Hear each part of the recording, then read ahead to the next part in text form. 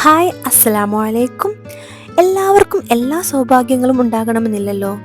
ഉള്ളതിൽ സന്തോഷിക്കുക, ഇല്ലാത്തതിൽ വിഷമിക്കാണ്ടിരിക്കുക എന്നല്ലേ, അങ്ങനെയല്ലേ ചെയ്യേണ്ടത്. അപ്പം അന്നേ ദിവസം ഞാൻ എന്താ ഉച്ചയ്ക്ക് ചോറെല്ലാം ഉണ്ടാക്കി കറി ഉണ്ടാക്കാൻ നോക്കുമ്പം ചിക്കനുമില്ല, മീനുമില്ല, മട്ടണുമില്ല, ബീഫുമില്ല. അപ്പം പിന്നെ ആകെയുള്ളത് കുറച്ച് വെജിറ്റബിൾസ് ആണ്. അപ്പം നമ്മൾ ഇല്ലാത്തതിൽ വിഷമിക്കാൻ പാടില്ലല്ലോ. അപ്പം ഞാൻ എന്തെന്നാ പിന്നെ ഉള്ളത് വെച്ച് സാമ്പാർ ഉണ്ടാക്കാമെന്ന് വിചാരിച്ചിട്ട് അങ്ങനെ ഒരു സാമ്പാർ ഉണ്ടാക്കണം. അപ്പം ആദ്യം തന്നെ ഒരു കപ്പിൽ ഒരു 1/4 കപ്പോളം കുറച്ച് നിങ്ങൾക്ക് തിക്ക് കറി വേണമെങ്കിൽ കുറച്ച് ഏറെ എടുക്കട്ടെ.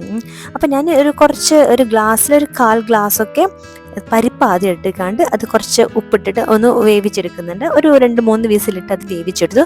എന്നിട്ട് പിന്നെ എൻ്റെ കയ്യിലുള്ള വെജിറ്റബിൾസ് ഒക്കെ കട്ട് ചെയ്തെങ്ങാണ്ട് ഞാനിതാ അതൊക്കെ കുക്കറിലേക്ക് ഇട്ട് കൊടുത്തിട്ട് അല്പം മഞ്ഞൾപ്പൊടിയും കുറച്ച് ഉപ്പിട്ട് കൊടുത്തിട്ടുണ്ട്. എന്നിട്ട് ഞാൻ ആവശ്യത്തിന് വെള്ളം ഒഴിച്ചിട്ട് അത് വിസിലിടാൻ വെക്കുന്നു. ഒരു വിസിലിട്ടിട്ട് നമ്മൾ ഓഫ് ചെയ്ത് വെക്കുക. ഇനി കൂടുതൽ വേവുള്ള വെജിറ്റബിൾസ് ഉണ്ടെങ്കിൽ ഒരു 2 വിസിലൊക്കെ ഇടാം. അപ്പം വെന്ത് കലങ്ങി പോകരുത്. അതുകൊണ്ട് ഒരു വിസിലിട്ടിട്ട് നമ്മൾ പിന്നെ ഓഫ് ചെയ്ത് വെക്കുമ്പോൾ ആ ഒരു ആവിയിൽ കിടന്ന് അതങ്ങ് വെന്തോളും. അതായിരിക്കും ഏറ്റവും നല്ലത്. അപ്പോൾ അതങ്ങനെ വേവിക്കാൻ വെച്ചിട്ടുണ്ട്. അപ്പം അതേ സമയം തന്നെ ഞാൻ ഇപ്പുറത്ത് വേറൊരു പാനിൽ ഒരു 2 ടേബിൾ സ്പൂൺ വെളിച്ചെണ്ണയോ ഓയിലോ എന്താണെങ്കിലും അത് ഒഴിച്ചു കൊടുത്തതിന് ശേഷം കടുകിട്ട് പൊട്ടിച്ചതിന് ശേഷം അല്പം ഉലുവയിട്ട്, എന്നിട്ട് ഞാൻ അതിലോട്ട് 1 ടീസ്പൂൺ വലിയ ജീരകം, 1 ടീസ്പൂൺ ചെറിയ ജീരകം, കുറച്ച് കറിവേപ്പിലയും പിന്നെ നമ്മുടെ വറ്റൽ മുളകും ഒക്കെ ഇട്ട് കൊടുത്തിട്ടുണ്ട്. അതിലോട്ട് 2-2.25 ടേബിൾ സ്പൂണോളം ഞാൻ സാമ്പാർ പൊടിയും, 2 ടേബിൾ സ്പൂൺ മല്ലിപ്പൊടിയും, 1 ടേബിൾ സ്പൂൺ മുളക് പൊടിയും, ഒരു 1/4 ടീസ്പൂണോളം മഞ്ഞൾപ്പൊടി ഇട്ടിട്ടുണ്ട് കേട്ടോ. എന്നിട്ട് എല്ലാം കൂടെ നന്നായിട്ടൊന്ന് വഴറ്റിയെടുക്കുന്നുണ്ട്. ആ മസാലപ്പൊടിയുടെ ആ പച്ചമണക്കം ഒന്ന് പോയി കിട്ടാൻ വേണ്ടിയിട്ടാണ് കേട്ടോ. എന്നിട്ട് ഇതാ അതിലോട്ട് ഒരു സവാള ചേർക്കുന്നത്, ഒരു ചെറിയ സവാളയായിട്ട് എടുത്തിട്ടുള്ളത്. അത് അങ്ങിട്ട് കൊടുത്ത് അതും ഈ ഡ്രൈ ഇതിൽ വെച്ചിങ്ങാണ്ട് ഒന്ന് വഴറ്റിയെടുക്കുന്നുണ്ട്. എന്നിട്ട് ഇതാ അതൊക്കെ ഒന്ന് വഴറ്റിയതിന് ശേഷം അതിലോട്ട് ഞാനൊരു തക്കാളി ചേർക്കുന്നുണ്ട്. ആ തക്കാളിയും പിന്നെ അതുപോലെ തന്നെ അതിലേക്ക് ഒരു 4-5 പച്ചമുളക് എരിവ് അനുസരിച്ച് ചേർത്തോളും. ഒരു 3 അല്ലി വെളുത്തുള്ളിയും ചെറുതാക്കി അരിഞ്ഞത് അതും ചേർത്ത് കൊടുക്കാം.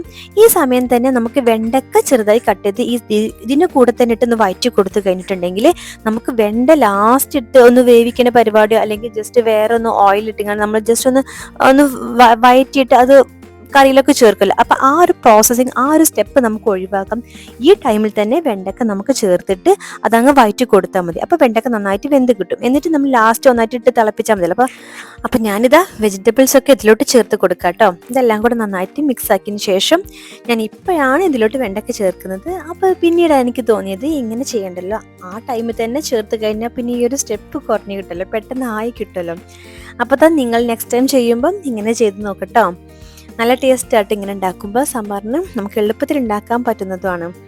അപ്പോൾ ഞാൻ വെണ്ടയ്ക്കെല്ലാം ചേർത്ത് കഴിഞ്ഞ് ഇതെല്ലാം കൂടെ ഒന്ന് മിക്സാക്കി, വെണ്ട ലാസ്റ്റ് ഇട്ടത് കൊണ്ട് തന്നെ അത് വെന്ത് വരാൻ കുറച്ച് സമയം വേണമല്ലോ.